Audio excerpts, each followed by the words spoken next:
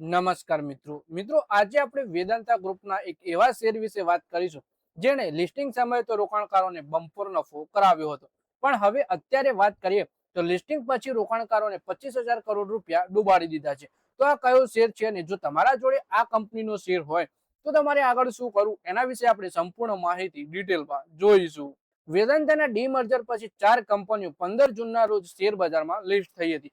આમાંથી 3 કંપનીના શેરમાં તેજી આવી છે, પરંતુ વેદાંતા એલ્યુમિનિયમનો 1 મહિનાથી પણ ઓછા સમયમાં રોકાણકારોને 25,000 કરોડ રૂપિયાનો ઝટકો આપ્યો છે। 4 કંપનીઓ વેદાંતામાંથી ડીમર્જ થઈ અને 15 જૂનના દિવસે લિસ્ટ થઈ। એમાંથી 3 કંપનીઓના શેરોમાં તો તેજી આવી, પણ જે સૌથી વધારે પ્રાઇસ ઉપર લિસ્ટ થયો હતો એ જ કંપનીના શેરમાં આપણને ભારે ઘટાડો જોવા મળ્યો અને 1 મહિનાથી પણ ઓછા સમયગાળામાં રોકાણકારોના 25,000 કરોડ રૂપિયા ડૂબાડી દીધા। વધારે માહિતી આપણે શેર વિશે જોઈએ। દિગ્ગજ ઉદ્યોગપતિ અનિલ અગ્રવાલની વેદાંતા એલ્યુમિનિયમના શેરમાં આજે ફરી 4% વધુનો ઘટાડો નોંધાયો છે। વેદાંતાના ડીમર્જર પછી લિસ્ટ થયેલી 4 કંપનીઓમાં વેદાંતા એલ્યુમિનિયમની ક્રાઉન જ્વેલ માનવામાં આવી રહ્યું છે, એટલે કે સૌથી કિંમતી કંપની। પરંતુ 15 જૂનના રોજ લિસ્ટિંગ થયા પછી બાકીની 3 કંપનીઓના શેરોમાં તો તેજી જોવા મળી, જ્યાં વેદાંતા એલ્યુમિનિયમના શેરમાં 12%નો ઘટાડો આવ્યો છે। આ દરમિયાન કંપનીએ રોકાણકારોને 25,000 કરોડથી વધુનું નુકસાન પણ કરાવ્યું। વેદાંતા એલ્યુમિનિયમના શેર 527 રૂપિયા ઉપર લિસ્ટ થયો। મંગળવારે તે 444 રૂપિયા સુધી નીચે ખાબક્યો હતો। અગાઉના સત્રમાં પણ તે 467 રૂપિયા 35 પૈસા ઉપર બંધ થયો અને ફરી તે 467 રૂપિયા 50 પૈસા ઉપર ખુલ્યો।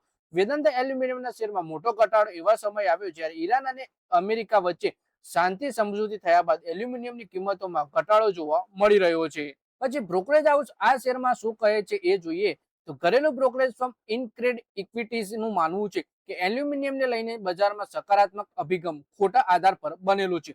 રોકાણકારો હજુ પણ એલ્યુમિનિયમને એક એવી પ્રાઇમરી મેટલ તરીકે જોઈ રહ્યા છે જેની સપ્લાય ઓછી છે, જો કે કાચા તેલ કે કોલસા જેવી કોમોડિટીથી વિપરીત છે। એલ્યુમિનિયમ એક સર્ક્યુલર મેટલ છે। કિંમતોમાં ભારે ઘટાડો છતાં પણ બ્રોકરેજ હાઉસ ફર્મ વેદાંતા એલ્યુમિનિયમને લઈને પોઝિટિવ છે। એમકે સ્ટોકને બાય રેટિંગ સાથે 550 રૂપિયાનો ટાર્ગેટ આપ્યો છે। બ્રોકરેજનું કહેવું છે કે વેદાંતાના એલ્યુમિનિયમના મધ્યગાળાનું આઉટલુક પોઝિટિવ છે। ગ્લોબલ પ્રાઇમરી એલ્યુમિનિયમ માર્કેટમાં કેલેન્ડર વર્ષ 2028 સુધી અછત જળવાઈ રહેશે। આનાથી એલ્યુમિનિયમની કિંમતો ઊંચી રહેશે અને વેદાંતા એલ્યુમિનિયમ છે ઓછા ખર્ચ ધરાવતા ઇન્ટિગ્રેટેડ પ્રોડ્યુસર્સ માટે કમાણીનું સાનુકૂળ વાતાવરણ બનશે।